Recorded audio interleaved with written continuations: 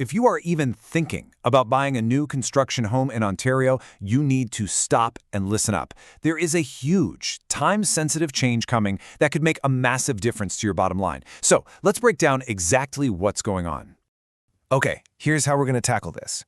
First, we'll hit the big news. Then we'll get into the basics of HST and the rebates. After that, we'll cover how it all actually works, bust some common myths about mortgages, and wrap it up with the most critical mistakes you absolutely want to avoid. All right, let's get right to it, the big change. If you're looking at buying a new home anywhere in the Greater Toronto area, this is the part you really need to pay attention to. So, is a new construction home in the GTA on your radar? If the answer is yes, then you are definitely in the right place.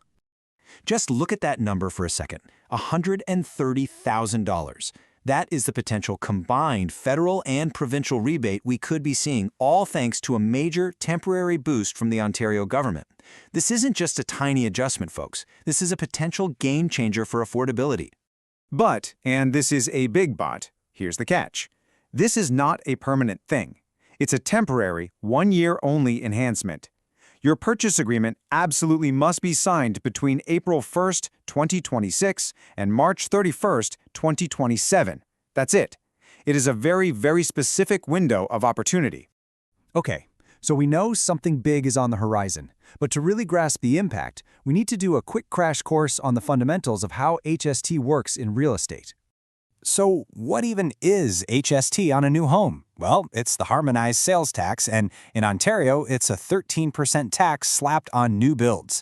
Think of it as two parts blended together. You got the 5% federal GST, and then you have the 8% provincial part. And it's that 8% provincial piece where all the action is happening.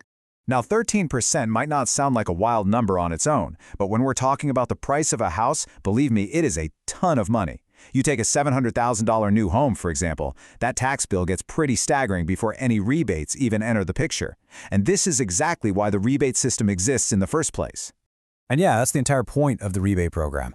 The GST/HST new housing rebate is designed by the government as a tax relief measure to help ease that heavy tax burden for people who are buying a new home to actually live in.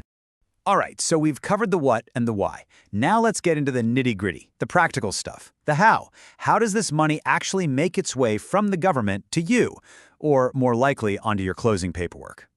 Now, there are basically two ways this whole thing goes down. The best case scenario, the one you're really hoping for, is on the left. The builder just credits the rebate directly to you on the closing docs. This is amazing because it means you need less cash out of pocket on closing day. The other way, on the right, is you have to pay the full HST up front, and then it's on you to apply to the CRA to get that money back. And that can create a serious, though temporary, cash flow crunch. And that right there leads us to what is probably the single most important question you need to ask your builder, and you need to ask it early. What happens if you do not credit the rebate on closing? The answer to that question has massive financial consequences for you.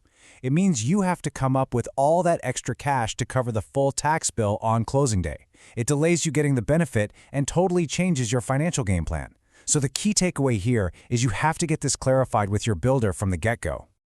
Let's move on and tackle some of the biggest misunderstandings about this rebate, especially when it comes to getting a mortgage. You know, getting this part wrong can be a really expensive mistake. We all love the sound of cash back, right? It sounds great. So, when it comes to the HST rebate, are you actually going to get a big fat check from the government in your mailbox? The simple answer is probably not. It's not cash back like you might be imagining. Most of the time, what really happens is it's a credit that's applied directly on your closing paperwork. So it reduces what you owe the builder. It's not a separate payment that comes to you later. Okay, this is probably the most critical myth that we have got to bust. Does getting this rebate mean you can get away with qualifying for a smaller mortgage? And the answer to that is a hard no. This is so important to understand when you're planning your finances. Mortgage lenders almost always base your loan qualification on the purchase price before any rebate gets factored in. The rebate is great for reducing the cash you need for closing, but it does not change the bank's math when they're deciding how much to lend you. All right, we have covered a lot of ground, so let's wrap this all up with a super practical checklist. The 5 biggest mistakes you need to steer clear of when you're dealing with the HST rebate. Okay, let's run through these fast.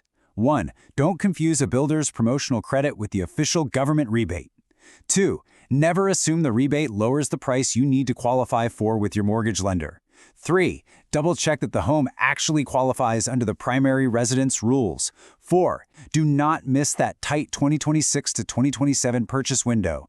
And 5, the big one, always plan for your closing day cash flow. Know if that rebate is being credited upfront or not. So, I'll leave you with this one last thought to chew on. As you start looking for that new home, the most important question isn't just, what's the sticker price? The real question is, what is the net amount of cash I'm going to need in my bank account on closing day? And let me tell you, understanding this rebate inside and out is the absolute key to getting that answer right.